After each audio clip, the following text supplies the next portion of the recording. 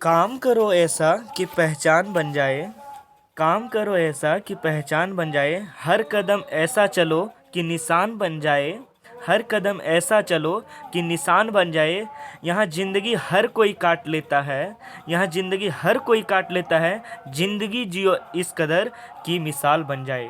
नमस्कार मेरे प्यारे दोस्तों, आपका फिर से मेरे इस YouTube प्लेटफॉर्म पर स्वागत है। चलिए आज मैं बताने वाला हूँ क्लास 9 के लिए जो ऑब्जेक्टिव महत्वपूर्ण प्रश्न है।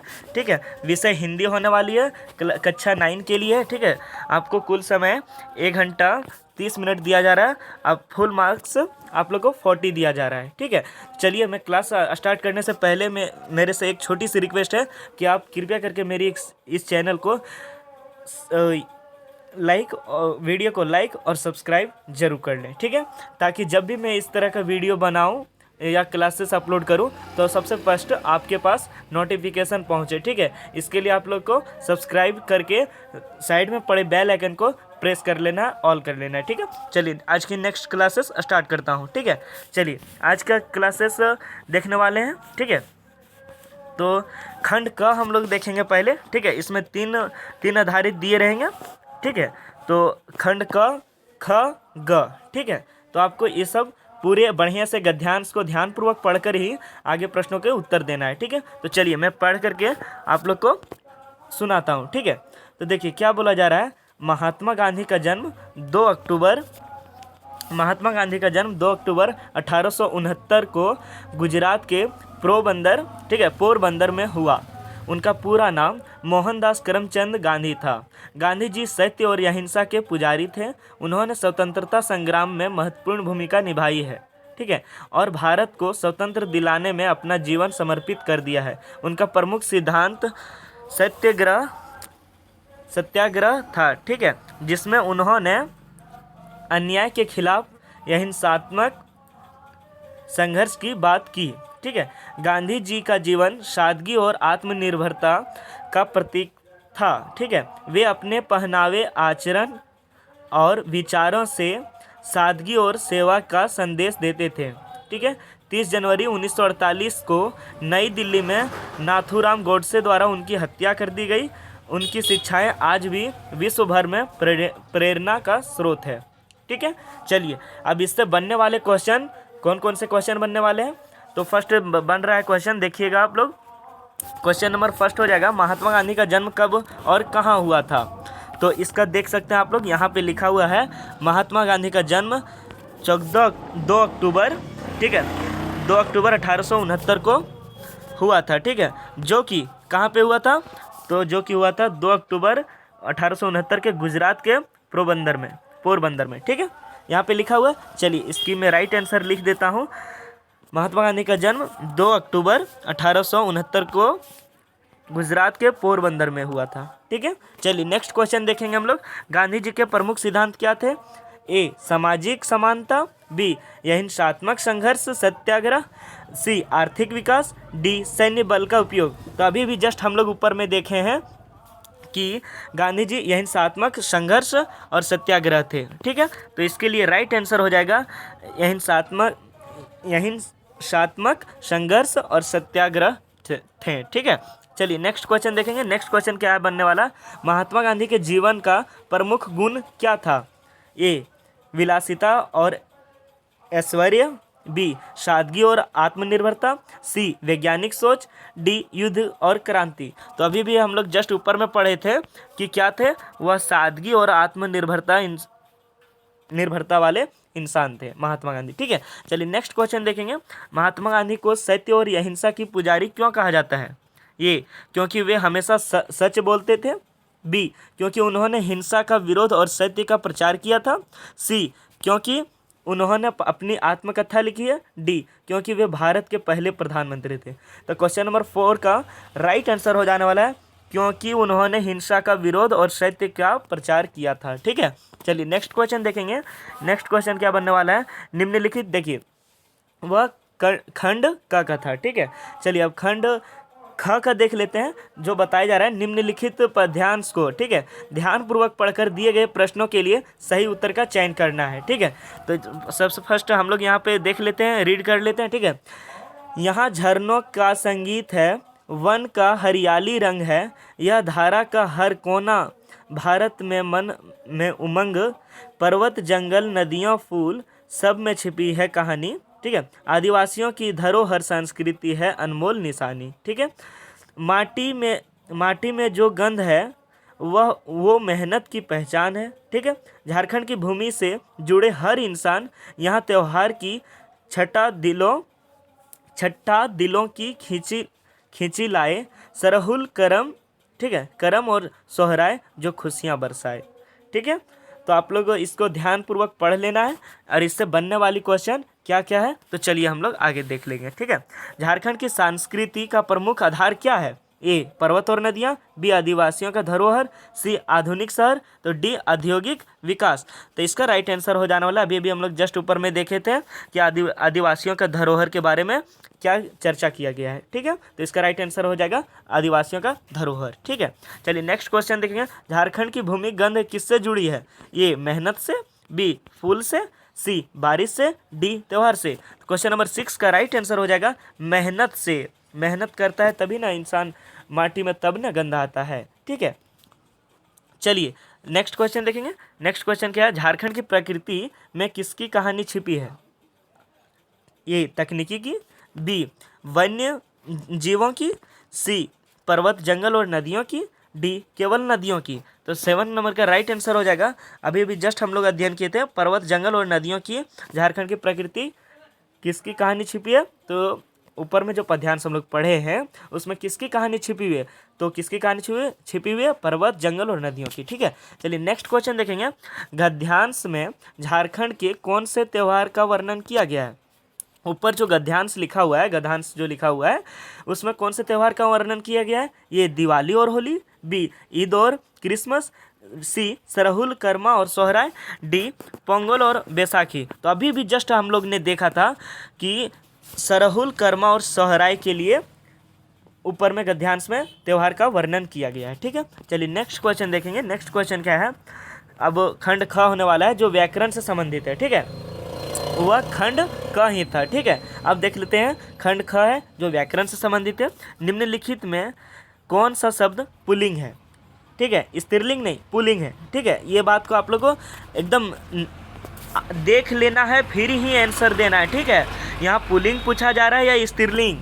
तो यहाँ पुल्लिंग पूछा जा रहा है। तो ए देवी, बी बालिका, सी छात्रा, डी राजा। तो इसका राइट आंसर हो जाने वाला है डी राजा। राजा क्या है? पुल्लिंग है। बालिका स्त्रीलिंग है, देवी भी स्त्रीलिंग है, छात्र भी स्त्रीलिंग है। तो इसके लिए राइट आंसर हो जाएगा राजा। ठीक है, चलिए नेक्स्ट क्वेश्चन करते हैं। नेक्स्ट क्वेश्चन देखते हैं हम लोग। सूर्य अस्त में अस्त के पहले जोड़ा गया सूर्य क्या है? ए प्रत्यय, बी मूल शब्द, सी उपसर्ग, डी समास। तो क्या है? तो इसका राइट आंसर हो जाने वाला है मूल शब्द है ना भैया। देखिए सूर्य अस्त में अस्त सिर्फ इसमें दिखाया गया है, तो अस्त के पहले क्या है? सूर्य। तो सूर्य क्या है? तो मूल शब्द है। यदि सूर्य नहीं रहेगा तो कौन चीज का अस्त होगा? क्या चीज का अस्त होगा वो तो नहीं मालूम चल रहा है, इसीलिए मूल शब्द हो जाएगा सूर्य। ठीक है, चलिए नेक्स्ट क्वेश्चन देखते हैं। निम्नलिखित में से कौन सा शब्द उपसर्ग से बना है? ठीक है, उपसर्ग से बना है। यहाँ आप लोग देखेंगे उपसर्ग से बना है। तो कौन सा उपसर्ग से बना है भैया? ए पुनर्जन, बी मिठास, सी विद्यालय, डी कर्मठ। तो 11th का राइट आंसर हो जाने वाला है पुनर्जन्म ही उपसर्ग से बना है। ठीक है, चलिए नेक्स्ट क्वेश्चन देख लेते हैं। नेक्स्ट क्वेश्चन क्या है? उन्नति का विलोम क्या है? ए विकास, बी प्रगति, सी अवनति, डी सुधार। तो उन्नति का विलोम क्या होगा? तो उन्नति का विलोम राइट आंसर इसका हो जाने वाला है अवनति। ठीक है, उन्नति कर रहा है कोई बच्चा, कोई अवनति कर रहा है। अवनति मतलब वो सक्सेस नहीं हो पा रहा है अपने लाइफ में। तो उन्नति का उल्टा क्या हो गया? विलोम का मतलब होता है उल्टा शब्द। ठीक है, तो उन्नति का उल्टा अवनति। ठीक है, चलिए नेक्स्ट क्वेश्चन देखते हैं। पृथ्वी का पर्यायवाची शब्द क्या है? ए धरती, बी गगन, सी पर्वत, डी वायु। तो 13 का राइट आंसर हो जाने वाला है धरती। ठीक है, पृथ्वी का पर्यायवाची शब्द क्या है? धरती है। ठीक है, चलिए नेक्स्ट क्वेश्चन देख लेते हैं। निम्न में से अशुद्ध वाक्य कौन सा है? क्या बोला जा रहा है? तो देखिए अशुद्ध वाक्य छांटने के लिए बोला जा रहा है। ठीक है, अशुद्ध वाक्य तो कौन है? बच्चों ने मैदान में खेला। बी, मुझे तुम्हारे साथ जाना है। सी, वे सुबह जल्दी उठता है। डी, बारिश होने लगी। ठीक है, बारिश होने लगी। तो 14 का राइट आंसर हो जाने वाला है वे सुबह जल्दी उठता है। अशुद्ध वाक्य है, वे सुबह जल्दी उठता है। ठीक है, ये क्या है? ये अशुद्ध वाक्य है। ठीक है, चलिए नेक्स्ट क्वेश्चन देखेंगे। नेक्स्ट क्वेश्चन क्या है? निम्नलिखित में से ये सब जो भी प्रश्न बन रहा है व्याकरण से बन रहा है। यदि आप लोग व्याकरण का अध्ययन किए होंगे तभी आप लोग इसके आंसर बता सकते हैं, अर्थात नहीं बता सकते हैं। तो आप लोग टेंशन नहीं लीजिए, हम आपको पूरी तरह से याद करवा करके ही क्लास एंड करेंगे। ठीक है, तो आप लोग हमारे साथ बने रहिए। और एक बात, महत्वपूर्ण बात, मैं क्लास 8, 9 और 11 तीनों के एग्ज़ाम के कैटेगरी में हम ये सारा क्लासेस अपलोड करने वाले हैं। और 8 क्लास का मैंने टोटल अपलोड कर दिया हूँ, और जो भी बचा हुआ है क्लासेस वो मैं अपलोड कर दूंगा। तो उसके लिए आप लोग को हमारे चैनल को सब्सक्राइब करके रखना है और देखते हुए चलना है। ठीक है, चलिए नेक्स्ट क्वेश्चन क्या है? निम्नलिखित में से किस शब्द की वर्तनी शुद्ध है? ठीक है, वर्तनी शुद्ध है, ये चीज़ आपको ध्यान रखना है। वर्तनी शुद्ध है। ठीक है, ए समर्पण, बी समप्राण, डी समर्पण, और डी है समर्पण। ठीक है, ये अलग समर्पण है, ये अलग समर्पण है, सी वाला अलग समर्पण है, ये अलग समर्पण है, वो समर्पण अलग है। वर्तनी शुद्ध है, यानी कि कौन से भाषा शुद्ध है। ठीक है, वर्तनी का मतलब होता है कौन से भाषा इसमें शुद्ध बताया जा रहा है। तो 15 का राइट आंसर हो जाएगा समर्पण, ये वाला सही है। ठीक है, ये तो समर्पण अलग हो गया भैया। ठीक है, ये समर्पण अलग हो गया, ये समर्पण अलग हो गया, और ये समर्पण अलग हो गया। तो इसका राइट आंसर हो जाने वाला है ये वाला। ठीक है, देखिए मैं 3 स्टार लगा दिया हूँ। ठीक है, 3 एरो दे दिया हूँ। ठीक है, ये समर्पण सही है। वर्तनी शुद्ध है, इसका मतलब होगा कौन से भाषा शुद्ध है। ठीक है, चलिए नेक्स्ट क्वेश्चन देख लेते हैं। नाक कटना मुहावरे का सही अर्थ क्या है?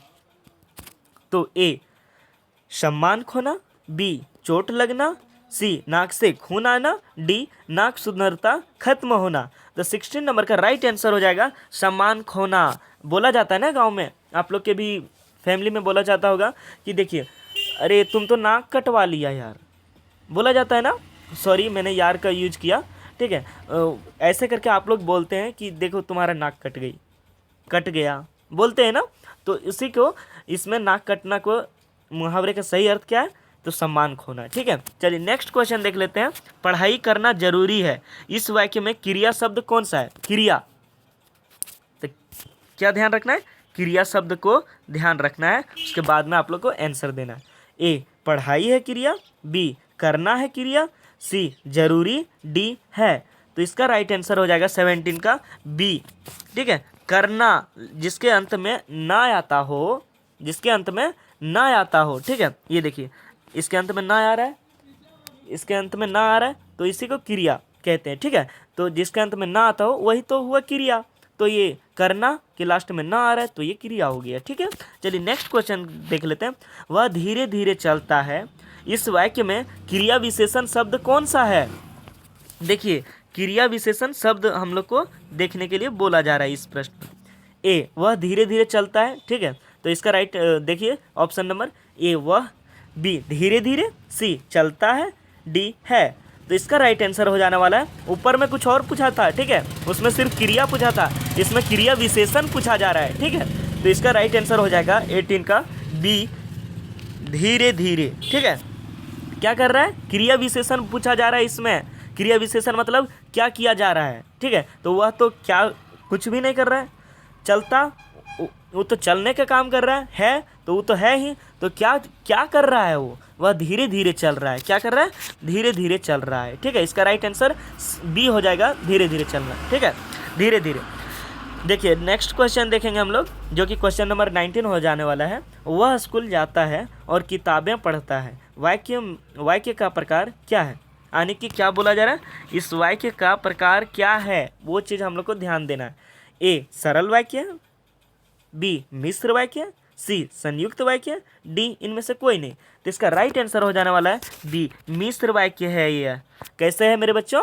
मिश्र वाक्य है। वह स्कूल जाता है, तो जाता है कहाँ, स्कूल भी जा रहा है और वह जा भी रहा है, तो इसमें मिश्र वाक्य हो गया। ठीक है, चलिए नेक्स्ट क्वेश्चन देखते हैं। दांत खट्टे करना का अर्थ क्या है? ए मुंह बनाना, बी परेशान करना, सी पराजित होना, डी दांत खराब करना।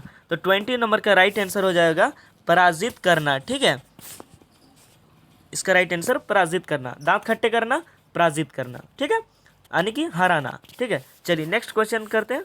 नेक्स्ट क्वेश्चन खंड ग का है। ठीक है, जो कि गद्यांश को ध्यानपूर्वक पढ़ने के लिए बोला जा रहा है। तो चलिए हम लोग साथ साथ में मिल करके पढ़ेंगे, सुनेंगे, समझेंगे। ठीक है, धीरे धीरे सब कुछ बदल रहा है, एक नई जीवन शैली अपना वर्चस्व स्थापित कर रही है, उसके साथ आ रहा है एक नया जीवन दर्शन, उपभोक्तावाद का दर्शन, उत्पादन बढ़ाने पर जोर है, चारों ओर यह उत्पादन आपके लिए, आपके भोग के लिए है।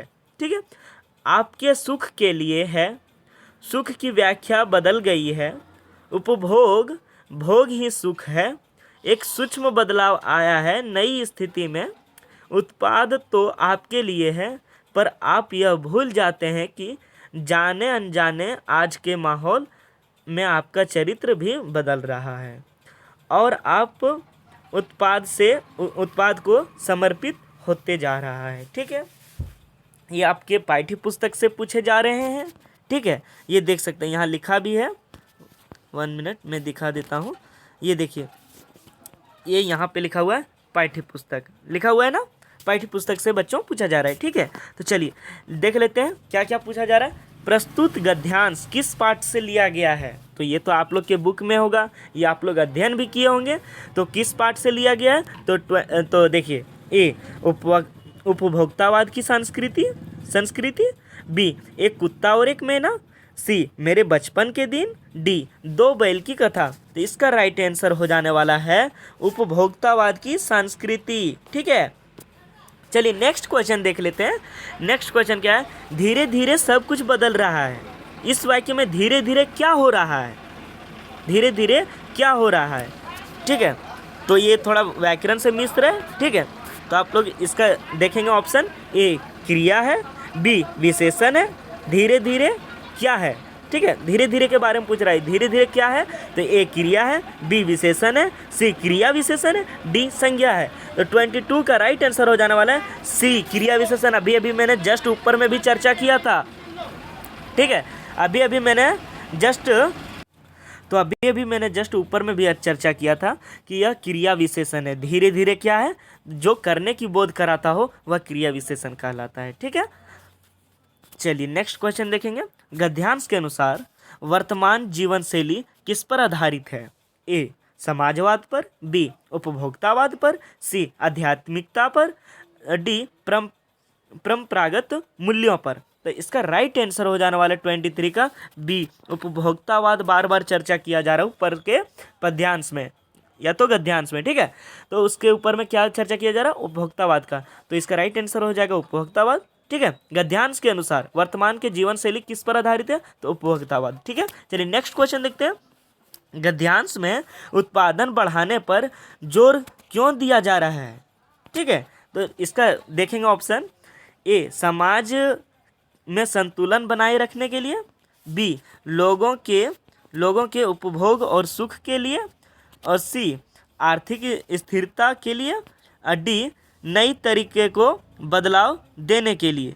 तो इसका राइट आंसर हो जाने वाला 24 का राइट आंसर हो जाएगा लोगों के उपभोग और सुख के लिए। ऊपर के गद्यांश में उत्पादन बढ़ाने के लिए जोर दिया जा रहा है। देखिए भैया, यदि आप उत्पादन करेंगे तभी ना कुछ खाएंगे भैया, खाएंगे तो उसी के बारे में बताया गया, लोगों के उपभोग और सुख के लिए। तो आप खाइएगा, आराम से सोइएगा, तो उसी को तो सुख कहते हैं। ठीक है, चलिए नेक्स्ट क्वेश्चन देख लेते हैं। नेक्स्ट क्वेश्चन क्या है? निम्नलिखित प्रश्नों के लिए सही विकल्प का चयन करना है आप लोग को। ठीक है, देखिए क्वेश्चन क्या पूछा जा रहा है? गधे का छोटा भाई, ठीक है, गधे का छोटा भाई किसे कहा गया है? ए घोड़ा को, बी गधा को, सी शेर को, डी बैल को। तो 25 का राइट आंसर हो जाने वाला है डी बैल को। ठीक है, गधे का छोटा भाई किसे कहा गया है? आप लोग के पाठ्य पुस्तक से ही पूछा जा रहा है, ठीक है ना। तो गधे की छोटा भाई किसे कहा गया, तो बैल को कहा गया, ठीक है। चलिए नेक्स्ट क्वेश्चन देख लेते हैं। लहासा की ओर, ठीक है, पाठ हिंदी गद्य की कौन सी विधि है, आने की पूछा जा रहा है मेरे बच्चों।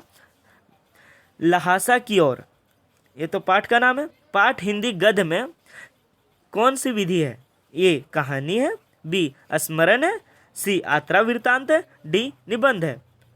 तो इसका राइट आंसर हो जाने वाला है 26 का सी आत्रा वृत्तांत की बातें की गई है, ठीक है। इसमें लहासा की ओर आने की आत्रा की बात की जा रही है, ठीक है। चलिए नेक्स्ट क्वेश्चन देख लेते हैं। महादेवी वर्मा का जन्म किस शहर में हुआ था, ये भी आई क्वेश्चन है। आप इसे नोट डाउन भी कर सकते हैं, अपने कॉपी में लिख भी सकते हैं और बढ़िया से याद करके ही जाएं। और जो मैं बताने वाला हूँ इसके बाहर कुछ भी नहीं जाने वाला है, आपका 110% इसी से भिड़ेगा, ठीक है। चलिए 27 नंबर का क्वेश्चन है। महादेवी वर्मा का जन्म किस शहर में हुआ था, ए फर्रुखाबाद, बी अहमदाबाद, सी फरीदाबाद, डी हैदराबाद। तो 27 का राइट आंसर हो जाने वाला है फर्रुखाबाद, ठीक है। महादेवी वर्मा का जन्म कौन से शहर में हुआ था, फर्रुखाबाद में, ठीक है। नेक्स्ट क्वेश्चन देखते हैं। हरिशंकर परसाई जी ने कौन सी पत्रिका निकाली, हरिशंकर परसाई जी जो थे वह कौन सी पत्रिका निकाली थी, ए हंस की, बी जागरण की, सी मर्यादा की, डी वसुधा की। तो 28 का राइट आंसर हो जाने वाला है डी वसुधा की, ठीक है। हरिशंकर परसाई ने कौन सी पत्रिका निकाली थी, तो वसुधा की। ये भी आई है, आप इसे लिख लो या तो याद कर लो पूरे अच्छे तरीके से, ठीक है। चलिए नेक्स्ट क्वेश्चन देखते हैं। बच्चे कम पर जा रहे हैं, ये थोड़ा सा इसमें मिस्टेक दिया गया है, ठीक है। मैं दिखा देता हूँ कहाँ मिस्टेक दिया गया है। यहाँ पे रहना चाहिए काम, ठीक है। यहाँ पे एकार होनी चाहिए, यहाँ पे एकार होनी चाहिए, ठीक है। बच्चे काम पर जा रहे हैं, ठीक है, ये होनी चाहिए, ठीक है। तो चलिए क्या है, बच्चे काम पर जा रहे हैं, इसे आप लोग मैनेज करेंगे। बच्चे काम पर जा रहे हैं, कविता के कवि का नाम क्या है, यह जो लिखा गया है, ठीक है, यह जो कविता लिखा है बच्चे काम पर जा रहे हैं, इसके कविता के लेखक कौन है, तो ए केदारनाथ अग्रवाल, बी सुमित्रानंदन पंत, सी राजेश जोशी, डी माखनलाल चतुर्वेदी। तो 29 का राइट आंसर हो जाने वाला है राजेश जोशी थे भैया। बच्चे काम पर जा रहे हैं, इसके लेखक कौन थे, कविता के कवि का नाम क्या था, राजेश जोशी था, ठीक है। चलिए नेक्स्ट क्वेश्चन देखते हैं। मृत्यु का तरल दूत किसे कहा गया है, ये भी आपके बुक से ही है, ठीक है। 30 नंबर क्वेश्चन है। मृत्यु के तरल दूत किसे कहा गया है, ए बाढ़ के पानी को, बी कंपोज किए हुए जहर को, सी बारिश के पानी को, डी इनमें से कोई नहीं। तो 30 के नंबर का राइट आंसर हो जाने वाला है बाढ़ के पानी को ही मृत्यु के तरल दूत कहा गया है, ठीक है। चलिए नेक्स्ट क्वेश्चन देख लेते हैं। रीढ़ की हड्डी एकांकी का प्रमुख पात्र कौन है, ए उमा, बी शंकर, सी रघु, डी प्रेमा। तो रीढ़ की हड्डी एकांकी का प्रमुख पात्र कौन है, तो इसका राइट आंसर हो जाने वाला है ये उमा थे, इसके राइट, ठीक है, उमा थे। रीढ़ की हड्डी एकांकी के प्रमुख पात्र कौन थे, उमा थे, ठीक है। चलिए नेक्स्ट क्वेश्चन देख लेते हैं, ये भी आई था, ठीक है। मेरे संग की औरतें, क्या बताया जा रहा है, मेरे संग की औरतें पाठ के लेखिका कौन है, पाठ के लेखिका कौन है, ए मंजुल भगत, बी महादेवी वर्मा, सी कृष्णा सोबती, डी मृदुला गर्ग, ठीक है। तो इसका राइट आंसर हो जाने वाला है 32 का मृदुला गर्ग थे, ठीक है भैया। मेरे संग की औरतें, इस पाठ के लेखक का नाम मृदुला गर्ग, ठीक है। चलिए नेक्स्ट क्वेश्चन देखते हैं। निम्नलिखित पद्यांश को ध्यानपूर्वक पढ़कर दिए गए प्रश्नों के लिए सही विकल्प का चयन करना है, ठीक है। चलिए हम अच्छे तरीके से पढ़ देते हैं, फिर आपको मैं बताऊंगा, ठीक है। रंग रंग के फूलों में रिलमिल हंस रही है सिखिया मटर खड़ी, ठीक है। मखमली पेटियों सी लटकी छिमियाँ छिपाए बीज लड़ी, ठीक है। छिमियाँ छिपाए बीज लड़ी, फिरती है रंग रंग की तितली, रंग रंग के फूलों पर सुंदर फूलें फिरते हैं फूल समय, उड़ उड़ वृंतों से वृंतों पर, ठीक है। ये आपके बुक से लिया गया है टॉपिक को, ठीक है। तो चलिए देख लेते हैं इसके द्वारा बनने वाले क्वेश्चन।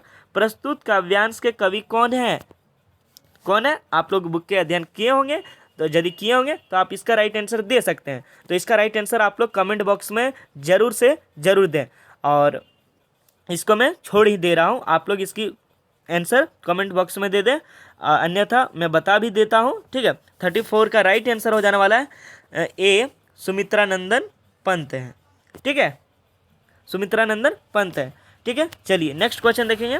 इस काव्यांश में रंग रंग के फूलों से कवि का क्या व्यक्त करना है? ए, प्रकृति की विविधता, बी, फूलों की महक, सी, फूलों की आकार, डी, फूलों की संख्या। 34 का राइट आंसर हो जाने वाला है प्रकृति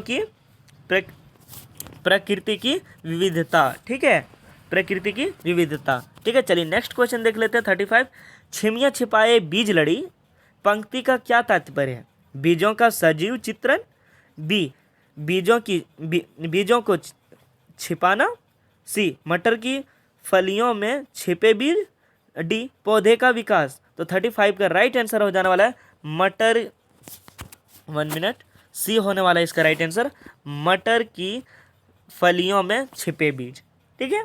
चलिए नेक्स्ट क्वेश्चन देख लेते हैं। नेक्स्ट क्वेश्चन क्या है? प्रस्तुत काव्यांश किस कविता से लिया गया है?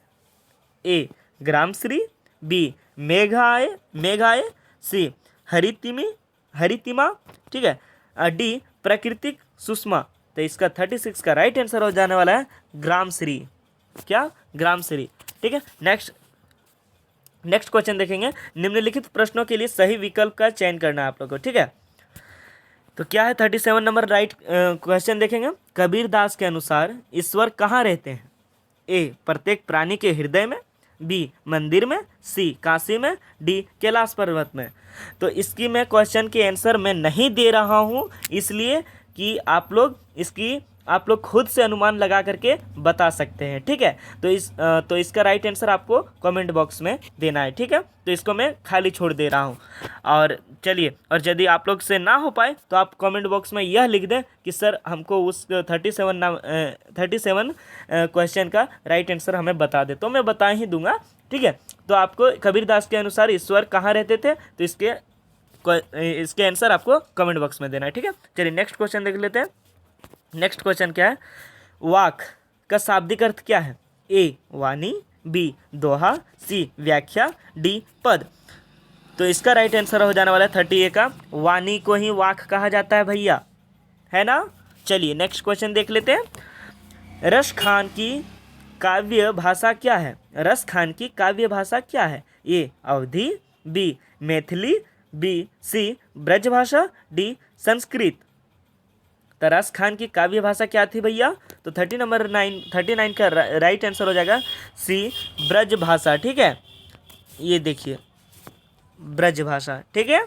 चलिए नेक्स्ट क्वेश्चन देख लेते हैं, जो लास्ट क्वेश्चन होने वाला है, ठीक है।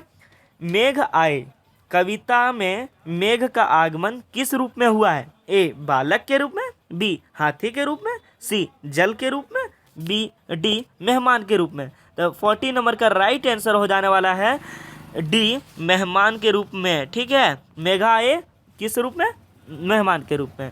तो आशा करते हैं कि आपको ये क्लास पसंद आई होगी और समझ में आई होगी। यदि आपको ये क्लास पसंद आती है तो कृपया करके आप एक वीडियो को लाइक कर दें और चैनल को सब्सक्राइब कर दें, और साइड में पड़े बेल आइकन को प्रेस कर दें, ताकि जब भी मेरी इस तरह की क्लासेस अपलोड करूं तो आप लोग को सबसे फर्स्ट आपके पास नोटिफिकेशन पहुंचे, ठीक है। चलिए हम किसी नेक्स्ट क्लासेस में मिलते हैं, फिर तब तक के लिए जय हिंद, जय भारत, जय झारखंड।